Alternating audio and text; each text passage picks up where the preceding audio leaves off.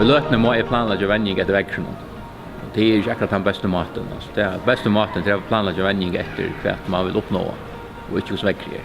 Og sommer er omsorgen helt ok, og vetren er den avbjøring. Du først intensitet og du pauser, og vi skulle ha intensitet i vendingene. Og jeg har pauser til det er frostgrader, nekve vinter, det er en avbjøring.